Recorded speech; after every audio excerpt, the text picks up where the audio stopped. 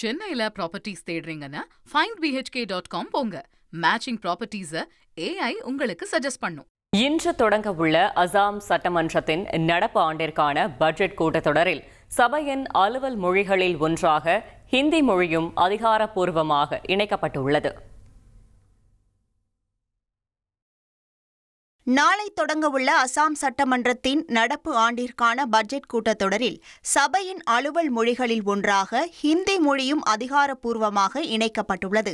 சபாநாயகர் ரஞ்சித் குமார் தாஸ் தலைமையில் நடைபெற்ற பொதுக்குழு கூட்டத்தில் இந்த முடிவு எடுக்கப்பட்டுள்ளது.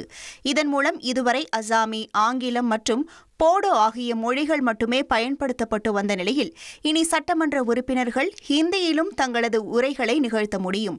சட்டமன்ற நடவடிக்கைகளை நேரடியாக ஒளிபரப்பும் ALA தொலைக்காட்சி சேனல் நாடாளுமன்ற, லோக்சபா மற்றும் ராஜ்யசபா டிவிகளுக்கு இணையாக தரம் உயர்த்தப்பட்டு அசாம் விதான் சபா டிவி என மறுபெயரிடப்படுகிறது. ஜூலை 31 வரை நீடிக்கும் இந்த பட்ஜெட் கூட்டத்தொடரில் மாநிலத்தின் 2026-27 நிதியாண்டிற்கான முழுமையான நிதிநிலை அறிக்கையை புதிய நிதியமைச்சர் ஜெயந்த மல்லா பருவா வரும் ஜூலை 10ஆம் தேதி தாக்கல் செய்கிறார். இந்த கூட்டத்தொடரில் நிர்வாக சீர்திருத்தங்கள் சார்ந்த 10 புதிய சட்ட மசோதாக்கள் அறிமுகம் செய்யப்பட உள்ளதாக தகவல் வெளியாகியுள்ளது.